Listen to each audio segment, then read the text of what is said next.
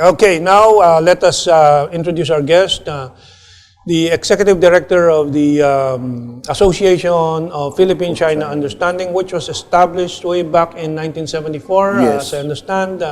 And of course, Mr. Pete Arce is an old colleague of mine in the discussions and political activities of our youth. Yes. And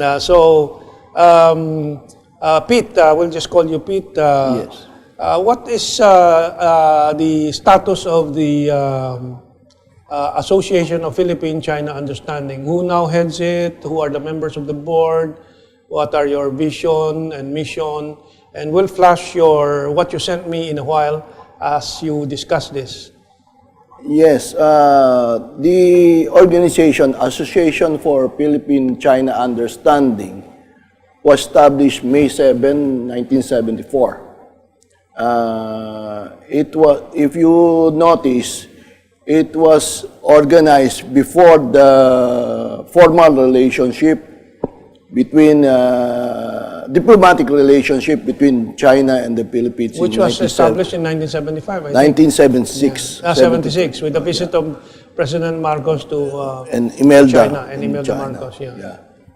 Yes. So this is a photo of one of the original groups of the APCU. yes, one of the pioneering member is our chairman right now, who is elected, but she was the pioneer, one of the pioneering member, which is Madam Chairman Gloria Macapagal Arroyo, together with Marieta Goco, Charito Planas, Gemma Cruz Araneta.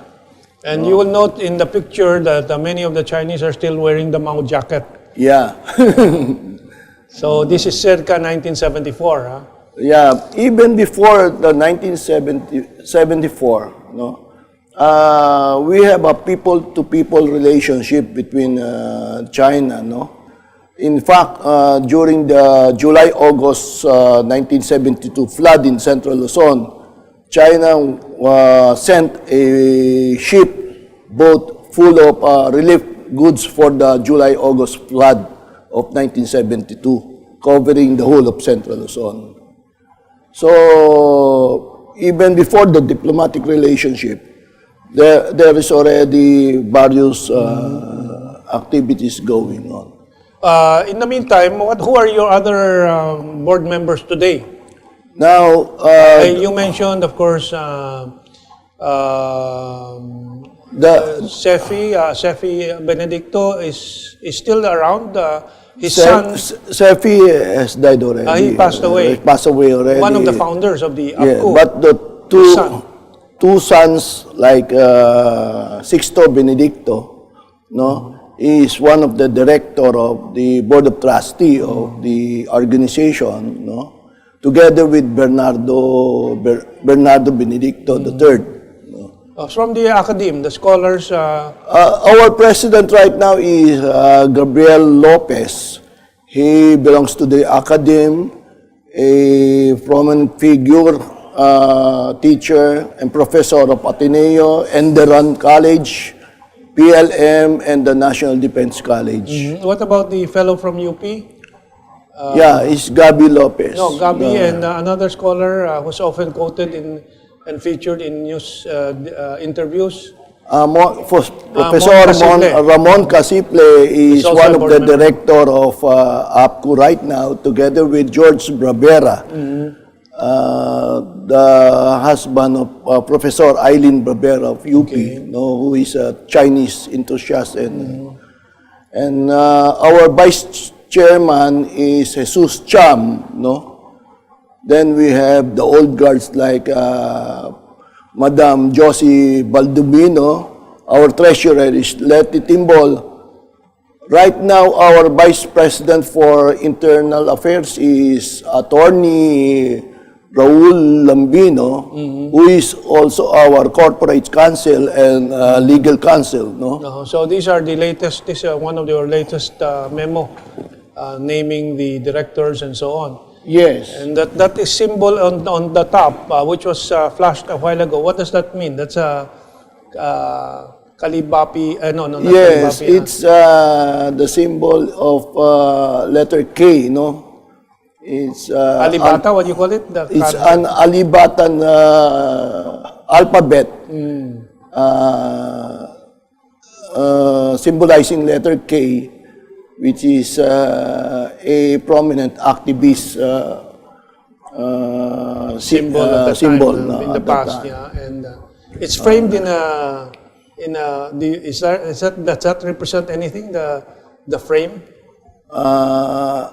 The mutual understanding and cooperation between the people of the Philippines and the people of China. Okay. That's So, one of your recent activities was your participation, the invitation and participation in the ASEAN China. 11th Yeah. ASEAN Please tell us Friendship about it. What Conference. happened in that meeting, in that conference? It was held at Siem Reap, no, Cambodia, August 6 to 9. No, I was the principal delegate there in that For the conference Philippines, yeah? for the Philippines. So it is in line with the support of our 11 of our ASEAN conference between the foreign ministers here in Manila. So it's a people-to-people support for all the activities and the policies of our foreign minister conference in Manila And during so, the time. the other ASEAN countries were also represented. Do they have also these associations of understanding? Yes.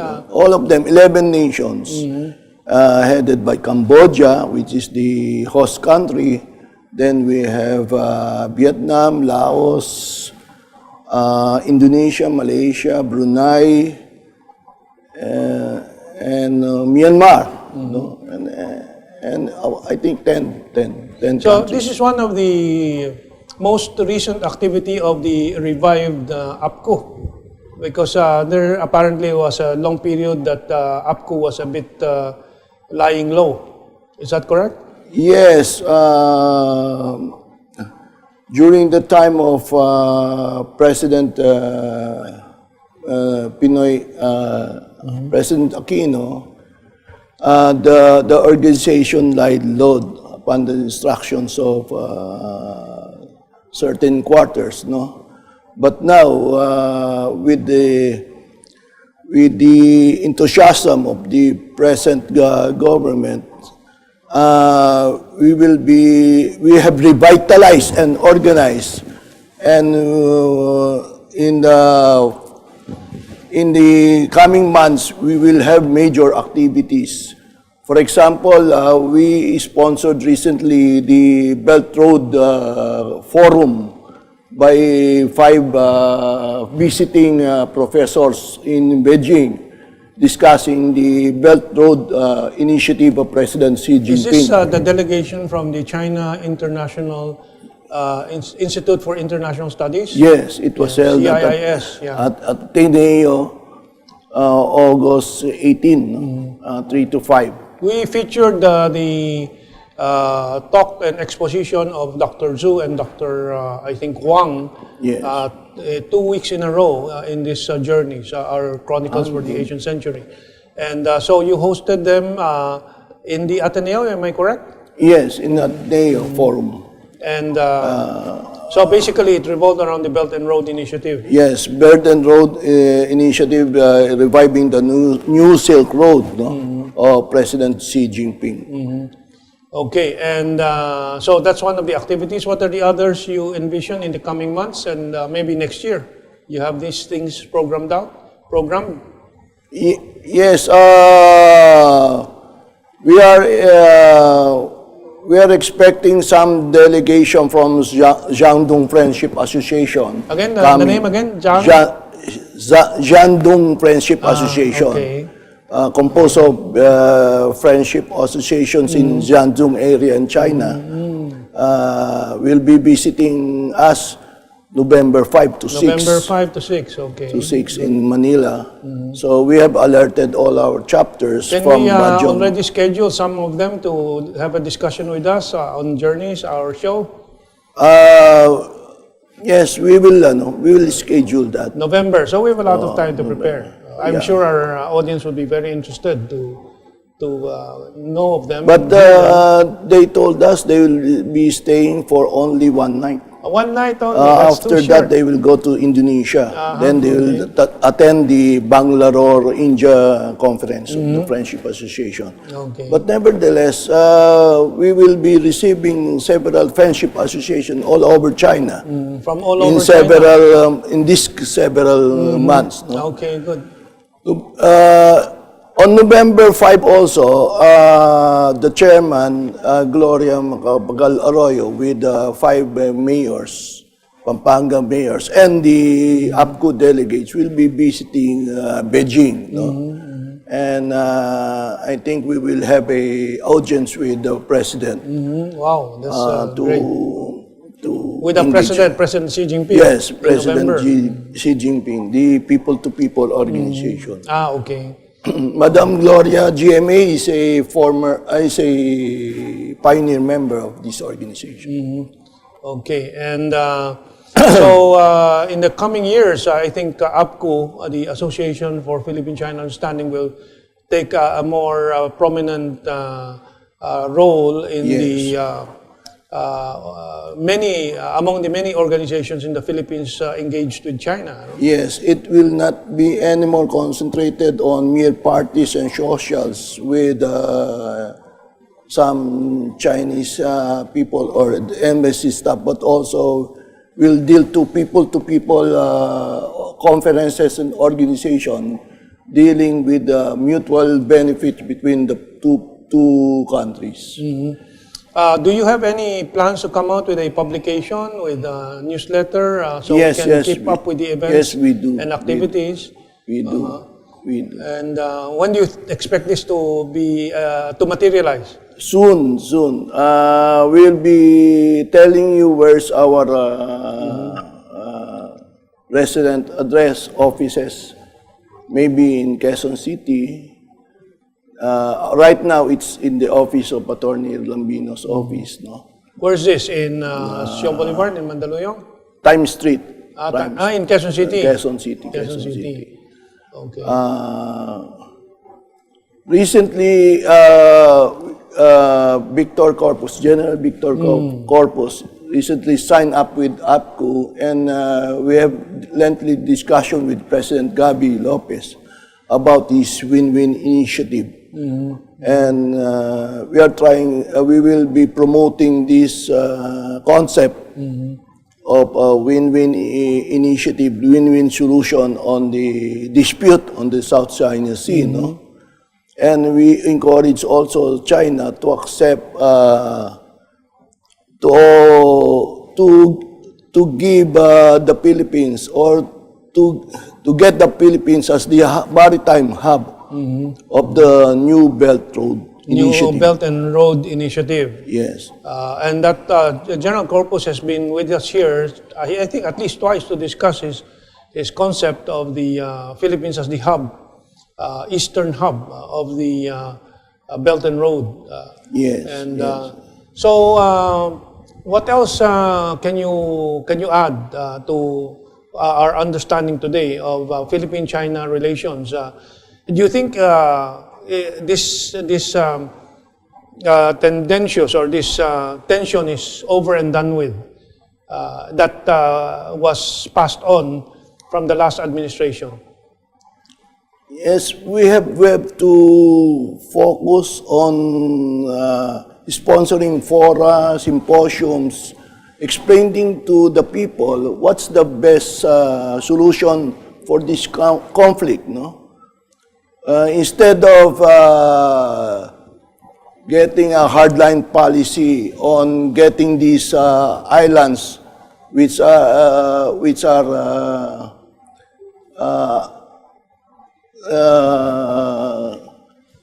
you can use Tagalog term if you find. Sige, go ahead. Hindi, itong mga isla na ito, mga palitaw-palubog eh. For example, sa Scarborough Shoal, dun sa mga Pag-asa Islands and other islands pa. So, Bakit makipaglaban pa tayo, makikipag-dispute pa tayo na wala namang mangyayari sa atin? So what you're saying is, why go into any dispute? Nothing will happen. Nothing will happen. And no, there is no benefit. So you must be very happy about the development that we reported in our news and views segment, that exploration and oil gas projects jointly between China and the Philippines. What's your reaction? Aside from positive, anything you can say about that? That's a very positive thing. Especially right now, I'm one of the consultants of the Cagayan Export Processing Zone Authority, no? And we're trying to engage several Chinese factories in Beijing and in Shanghai to come over to settle here in Cagayan, located in Santa Ana, no? Near Port Irene. We will be developing our ports there, our airports, and all the major roads and facilities, so that your factories you engage in will be very profitable, and we will be getting the most cheapest energy producing explorations or plants. No? Yeah. Well, this is the eastern coast of the Philippines. Yes. Cagayan covers a part of the western coast and eastern coast at the tip. Is that correct? Yes. And on that, we have several tourist spots. For example, Fuga Island, which are undeveloped. We can develop that. We are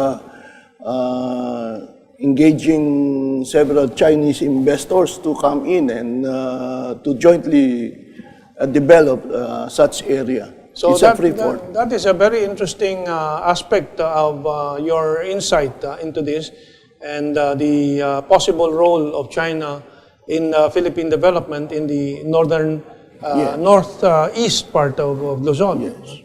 And anyway, we're now nearing the end of our time. Overall, what's your assessment? Is the future looking good for Philippine-China relations? It's very, very I'm very, very optimistic, no, that the Chinese investors will come in and develop us, and we will be looking forward to accept them. Okay, and as we saw in the reports, aside from oil and gas exploration, fruit imports that will increase, and tourism arrivals that is targeting 100% increase from 500,000 before to 1 million this year. The country as a whole, and of course your special interest, Cagayan, would really see a boom. Yes, we are open also, as the area is concerned in Cagayan, we are open also on renewable energy, especially in wind power and solar power. No? The place, Cagayan, is one of the hottest, one of the most hottest place. Hot, you mean the solar intensity? Solar intensity, and also the wind power.